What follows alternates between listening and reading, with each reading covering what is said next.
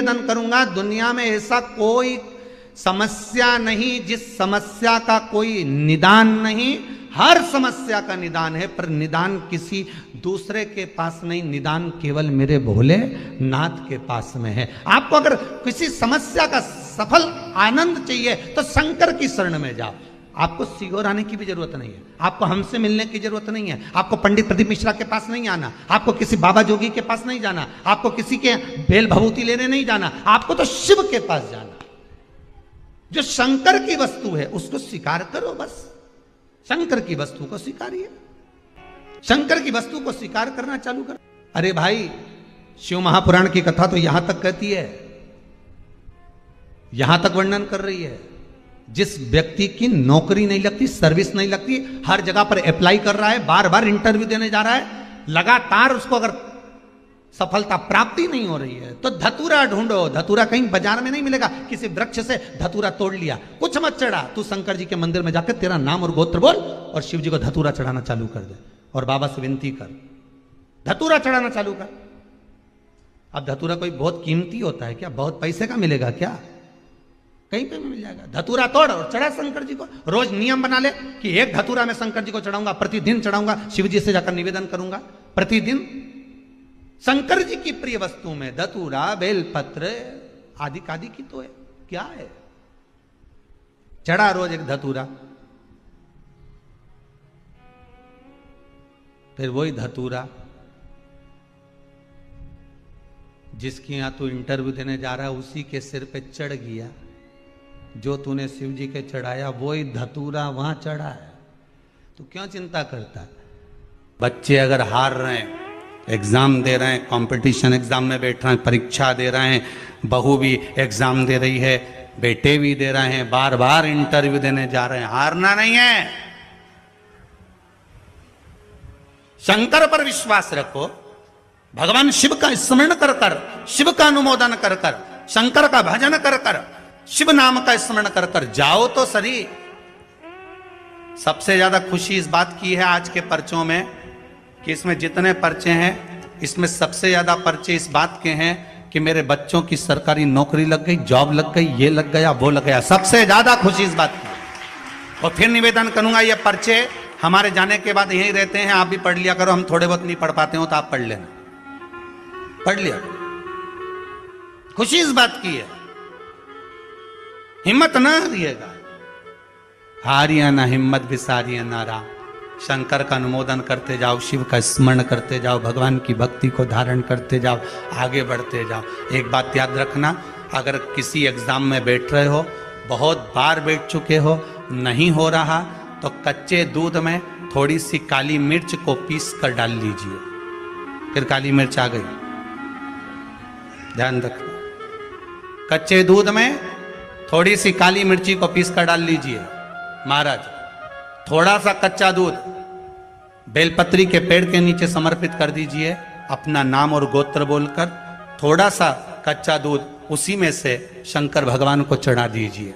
फिर एक कलश जल का साथ लेकर जाइए, जो शंकर भगवान पर जल चढ़ा कर आइए। फिर जिस एग्जाम में जा रहे हो उसमें आप चले जाइए, बाबा आपको सफलता प्रदान करेगा ही, ये पक्का।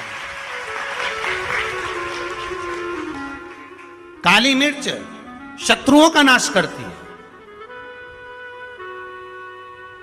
आपको बल प्रदान करती है कि आप जिस परीक्षा में बैठने जा रहे हो, आप जिस जगह पर भगवान का अनुमोदन करने जा रहे हो, आप जिस जगह पर कंपटीशन एग्जाम में बैठने जा रहे हो, वहां सफलता देगी वो आपको। अगर कहीं भटक भी गए, हट भी गए, तो वो सफलता देगी। अभी कुछ दिन पहले की बात है, आगरा के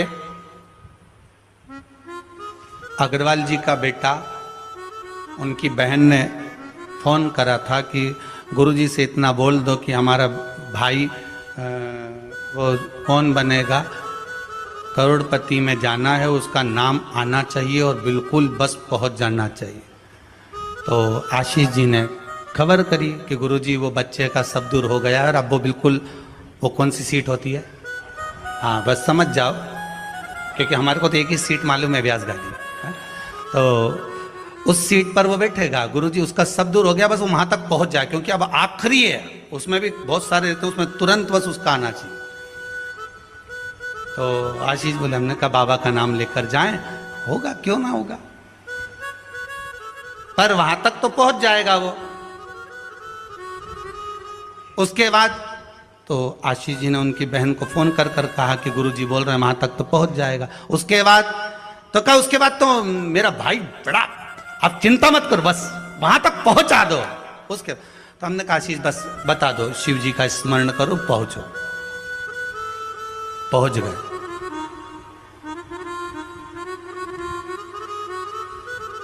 अब फिर बोली, बात याद रखना, गुरु कह रहा है कि पेड़ पे झंडा बांध दो।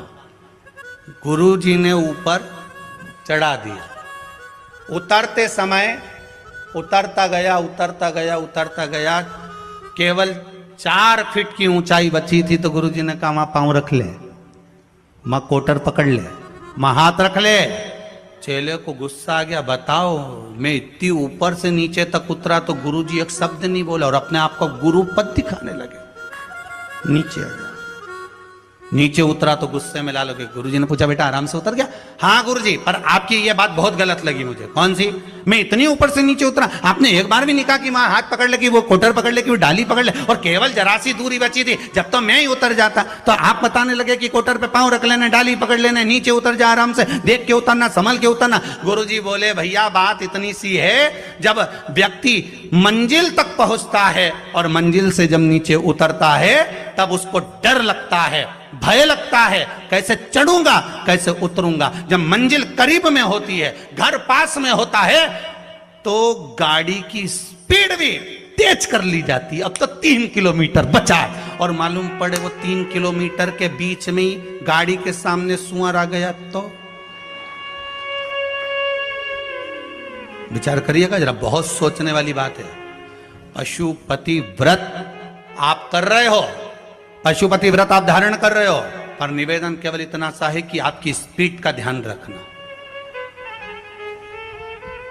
आपकी स्पीड का ध्यान रखिए।